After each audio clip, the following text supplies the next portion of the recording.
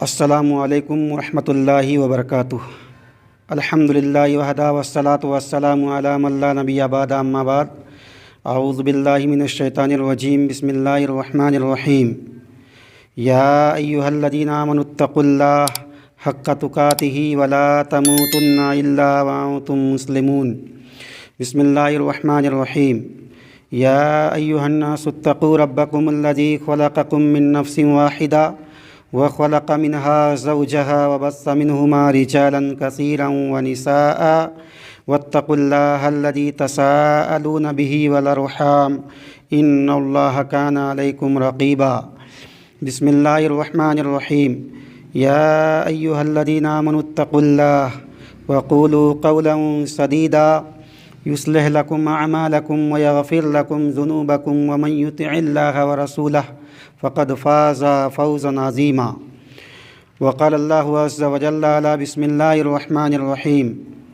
یا ایہا الذین آمنوا کتب علیکم الصیام کما کتب علی الذین من قبلکم لعلکم تتقون۔ رب اشرح لی صدری ویسر لی امری واحلل عقدۃ من لسانی یفقہوا قولی۔ سبحانک لا علم لنا الا ما علمتنا انک انت العلیم الحکیم۔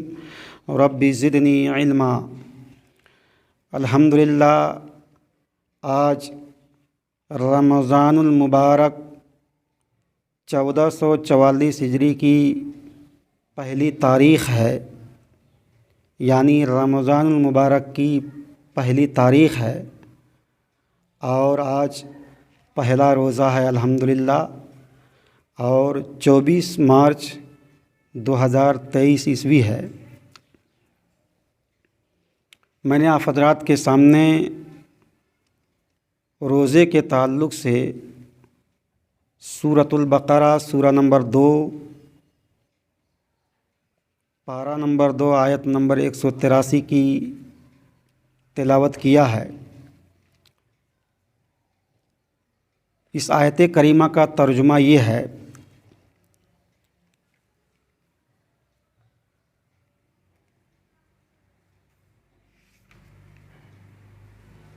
اے ایمان والو، تم پر روزے رکھنا فرض کیا گیا جس طرح تم سے پہلے لوگوں پر فرض کیے گئے تھے، تاکہ تم تقوی اختیار کرو۔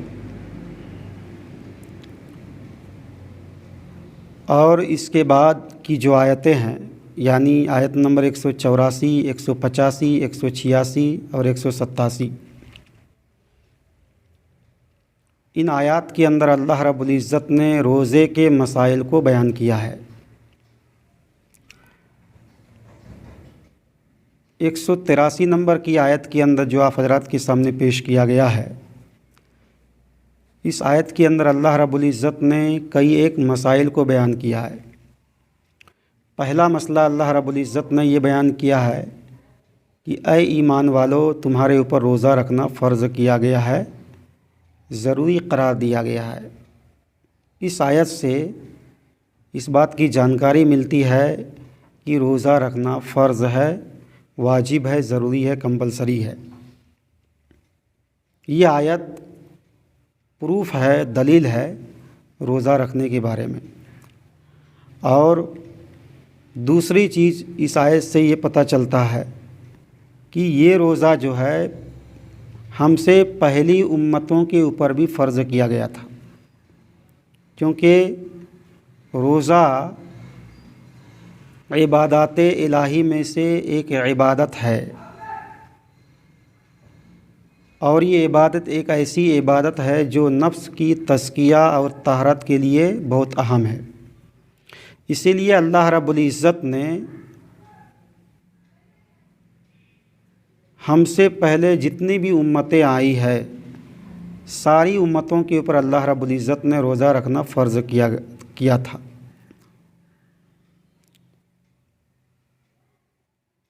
روزہ رکھنے سے فائدہ کیا ہے، ہم کو لابھ کیا ملتا ہے، پروفٹ کیا ملتا ہے، اس کو اللہ رب العزت نے اس آیت کریمہ کے اندر بیان کیا ہے۔ وہ مقصد اور فائدہ کیا ہے؟ تقوی کا حصول، لعلکم تتقون، شاید کہ تم پرہیزگار بن جاؤ۔ تقوی کا حصول، تقویٰ جب آدمی کے اندر آ جاتا ہے، پرہیزگاری آ جاتی ہے، دینداری آ جاتی ہے، تو اس کے اخلاق کو اور اس کے کردار کو سدھارنے میں اور سنوارنے میں یہ تقویٰ اور یہ دینداری اور یہ ایمانداری جو ہے بنیادی کردار ادا کرتا ہے۔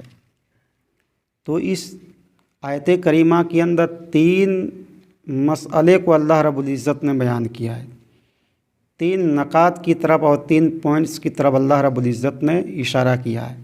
پہلا کہ روزہ رکھنا فرض ہے، واجب ہے، ضروری ہے، کمپلسری ہے، اور دوسرا کہ ہم سے پہلی امتوں کے اوپر بھی روزہ رکھنا واجب اور ضروری قرار دیا گیا تھا، اور تیسرا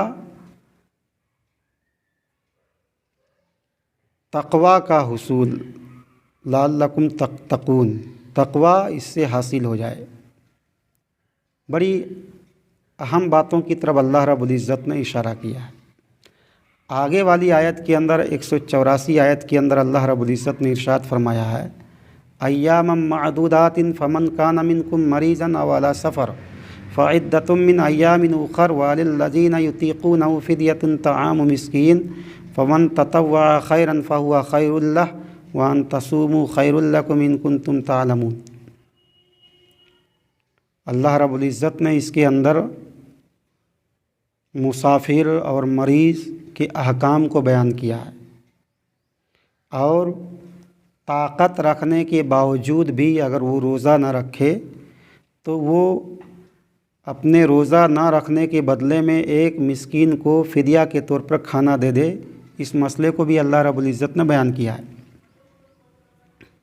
آدمی کی زندگی جو ہے سفر و حضر میں گزرتی ہے، کبھی سفر میں رہتا ہے، کبھی حضر میں رہتا ہے، تو ان مسائل کا بھی اللہ رب العزت نے خیال کیا ہے، اور یہ بتلایا ہے کہ اگر تم سفر میں ہو تو زبردستی روزہ رکھنے کی ضرورت نہیں ہے۔ جتنے دن تم روزہ سفر میں چھوڑ دیتے ہو، چھوٹ جاتا ہے، تو اس کو بعد میں پورا کر لیا کرو، یہ ایک مسئلہ بیان کیا ہے۔ اور دوسرا مسئلہ بیان کیا ہے کہ تم اگر مریض ہو، دائمی مریض ہو، یعنی ایک ایسی بیماری تم کو لگ گئی ہے جس سے شفا یابی کی امید نہیں ہے، تو زبردستی روزہ رکھنے کی ضرورت نہیں ہے، اس کے بدلے میں ایک مسکین کو کھانا کھلا دو۔ اور تیسرا مسئلہ اللہ رب العزت نے بیان کیا ہے کہ طاقت رکھنے کے باوجود بھی تم اگر روزہ نہیں رکھتے ہو، وَعَلَى الَّذِينَ يُطِيقُونَهُ فِدْيَةٌ طَعَامُ مسکین، تو تم ایک روزے کے بدلے میں ایک مسکین کو کھانا کھلا دو۔ یہ ابتدائے اسلام میں یہ حکم تھا کہ طاقت رکھنے کے باوجود بھی اگر کوئی روزہ نہیں رکھتا ہے، اس کی عادت نہیں ہے، تو ایک مسکین کو کھانا کھلا دے۔ یہ ابتدائے اسلام میں یہ حکم تھا۔ بعد میں جو ابھی آیت آ رہی ہے، فمن شہد منکم الشہر فلیصمہ ومن کان مریضا او علی سفر فعدۃ من ایام اخر، یہ بعد والی آیت سے اللہ رب العزت نے یہ اس آیت کے اندر جو حکم دیا گیا ہے اس کو اللہ رب العزت نے منسوخ قرار دیا ہے۔ مطلب کہ یہ بتلایا گیا ہے کہ وَعَلَى الَّذِينَ يُطِيقُونَهُ فِدْيَةٌ طَعَامُ مسکین، طاقت رکھنے کے باوجود بھی، طاقت ہے، کیپیسٹی ہے، شکتی ہے، اس کے باوجود بھی کوئی روزہ نہیں رکھتا ہے تو وہ ایک مسکین کو کھانا کھلا دے۔ اس حکم کو اللہ رب العزت نے جو ہے منسوخ کر دیا ہے، کینسل کر دیا ہے، اور یہ حکم دیا ہے کہ تم میں سے کوئی بھی آدمی رمضان المبارک کے مہینے کے روزہ کو پالے تو وہ روزہ رکھے۔ روزہ رکھنے کا اللہ رب العزت نے حکم دیا ہے۔ تو یہ اہم مسائل کو اللہ رب العزت نے بیان کیا ہے۔ اب آگے والی آیت کے اندر اللہ رب العزت نے بیان کیا ہے، شہر رمضان الذی انزل فیہ القرآن ھدی للناس وبینات من الھدی والفرقان فمن شہد منکم الشہر فلیصمہ ومن کان مریضا او علی سفر فعدۃ من ایام اخر۔ اس آیت کریمہ کے اندر اللہ رب العزت نے بیان کیا ہے کہ قرآن کریم کو ہم نے رمضان المبارک کے مہینے کے اوپر کہ رمضان المبارک کے اندر نازل کیا ہے۔ اس کا مطلب یہ ہے کہ اللہ رب العزت نے قرآن حکیم کو لوح محفوظ سے بیت العزہ، آسمان دنیا میں ایک جگہ ہے، وہاں پر اللہ رب العزت نے پورے قرآن کو نازل کر دیا تھا، اور وہاں سے حسب حالات جو ہے 23 سالوں تک قرآن جو ہے اترتا رہا۔ یہ اس کا ایک مطلب ہے۔ دوسرا مطلب یہ ہے کہ قرآن کریم کے نزول کا آغاز ہوا ہے رمضان المبارک کے مہینے کے اندر، کیونکہ غار حرا کے اندر جو پہلی وحی آئی تھی اللہ کے نبی صلی اللہ علیہ وسلم کے اوپر، حضرت جبرائیل علیہ السلام وحی لے کر کے آئے تھے، قرآن لے کر کے آئے تھے اللہ کے یہاں سے، تو وہ رمضان المبارک ہی کا مہینہ تھا۔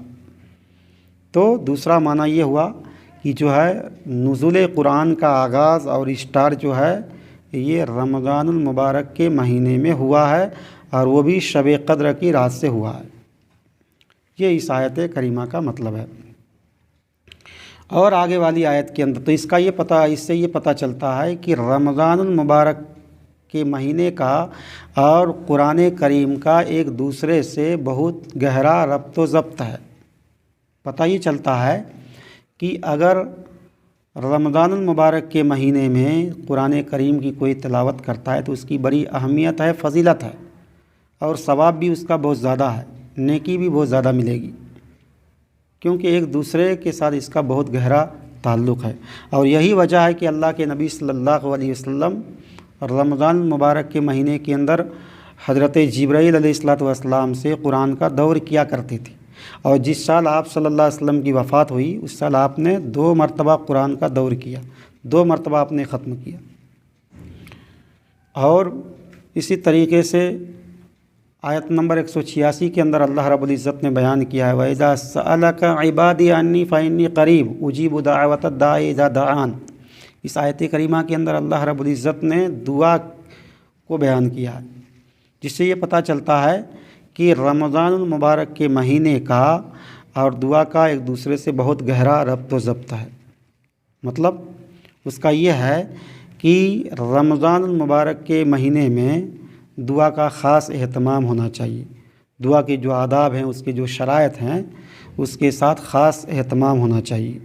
اللہ تبارک و تعالیٰ اور دنوں میں جس طریقے سے دعا کو قبول کرتا ہے، رمضان کے مہینے میں بالخصوص قبول کرتا ہے، کیونکہ اس کے اندر شیاطین کو قید کیا جاتا ہے۔ رمضان جیسے ہی انٹری ہوتا ہے، داخل ہوتا ہے، اللہ رب العزت جو ہے شیطان کو قید کر دیتا ہے۔